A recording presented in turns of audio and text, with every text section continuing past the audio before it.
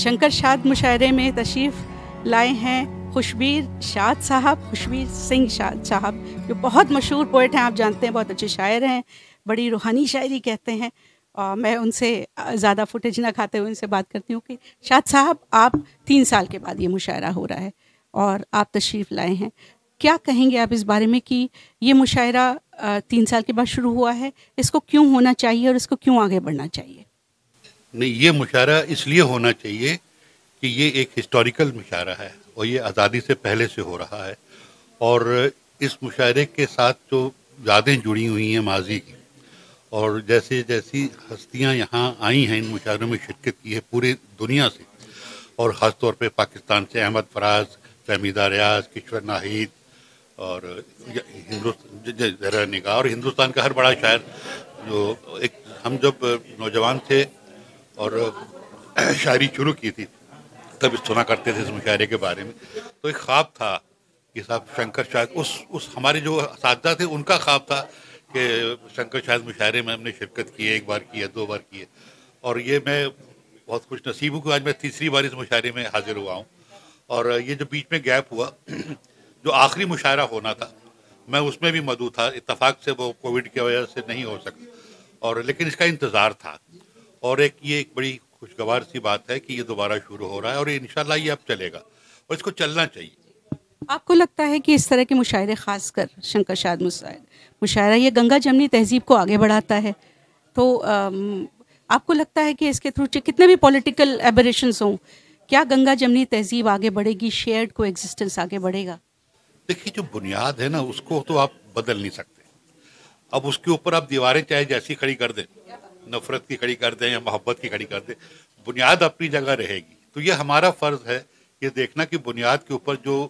तामीर हो वो मोहब्बत की तामीर हो, वो अदब की तामीर हो, वो हमारे कल्चर की तामीर हो,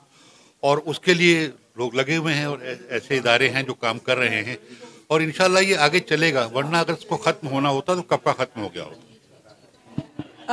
ज़बान के निस्बत से आप क्या कहेंगे कि ज़बान एक तो व्हाट्सएप वाली है, दूसरी ये है कि हम लोग यंग लोगों को देख रहे हैं, चाहे वो किसी भी मज़हब के हों, उर्दू और पर्शियन की तरफ बहुत मुतासिर हो रहे हैं,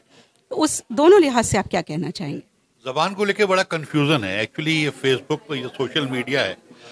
इसने ज़बान को बहुत मकबूल तो किया है लेकिन ज़बान का नुकसान भी किया। और ये जो हमारे नौजवान जो लोग फेसबुक पे ख़ास तौर जिनको पढ़ता हूँ, देखता हूँ,